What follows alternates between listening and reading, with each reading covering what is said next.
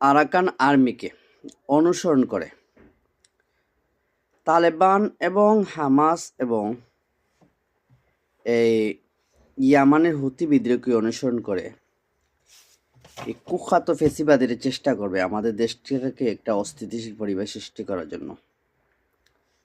ISS জঙ্গিকে অনুসরণ করে। আমি আইএসএসকে জঙ্গি এই জন্য কি বললাম, কারণ আইএসএস পরিচিত যারা, আমি খোঁজ নিয়ে জানলাম এরা আসলে কিন্তু মুসলিম না, এটা ইসরায়েলের তৈরি একটা বি টিম। ওরা উপরে দেখাবে আমরা মুসলমান, আমরা মুসলমানদের সহায়তা করতেছি, আসলে কিন্তু এদের টার্গেট কোনো ইসলামী দেশ, যে মুসলিম শাসিত দেশ। আচ্ছা, ইসরায়েল তো অনেক দিন জ্বালাতন করছে, পাশেই তো দেশ। ইসরায়েলে ওদের কোনো হামলা তৎপরতা অ্যাক্টিভিটি নাই, কিন্তু শুধু ইরাকে কেন, সিরিয়ায় কেন? তো এখন তো অবশ্যই বুঝতে পারছেন যে এরা যে আসলে যে সন্ত্রাসী গোষ্ঠী। এখন মূল কথা হচ্ছে এদের অনুসরণ করে এই ফেসিবাদী কুখ্যাত আওয়ামী সন্ত্রাসী চেষ্টা করবে যে আমাদের দেশটাকে একটা অস্থিতিশীল পরিবেশ সৃষ্টি করতে।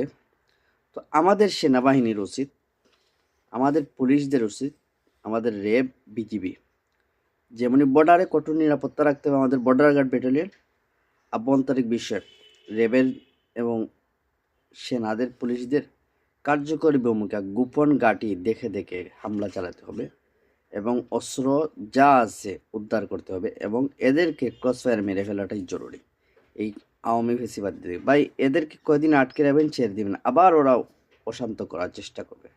সুতরাং এদেরকে কঠিন শাস্তির আওতায় আনতে হবে, টার্গেটে রাখতে হবে। এদেরকে আবার উস্কানি দেখ কারা, এদেরকে ধরতে হবে।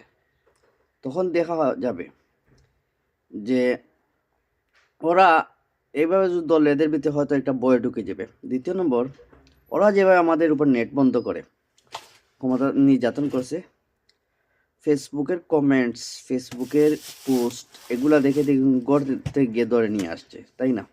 তো এদেরকে এইভাবে গড় থেকে গিয়ে ধরে নিয়ে আসতে হবে দাদাবাবুদের ইশারায়, অথবা 71-এর মতো দাদাবাবুদের থেকে অস্ত্র প্রশিক্ষণ নিয়ে আবার যেন ভারত থেকে ওরা আমাদের দেশে ঢুকতে না পারে, এ বিষয়ে আমাদের সতর্ক অবস্থান থাকতে হবে। বর্ডারে দরকার হলে আমি মনে করি বর্ডার বন্ধ করে দেওয়া উচিত আমাদের বিজিবির। বা এই দেশটাকে শান্ত রাখতে হবে। আর প্রয়োজনে আমাদের ছাত্র ভাইদেরকে মিলিটারি প্রশিক্ষণ দিয়ে হলেও আমাদের দেশটাকে রক্ষা করতে হবে, যাতে আওয়ামী ফেসিবাদীরা যাতে সুযোগ না পায়, এক বিন্দু সুযোগ না পায়, এদেরকে এক বিন্দু ছাড় দেওয়া নয়।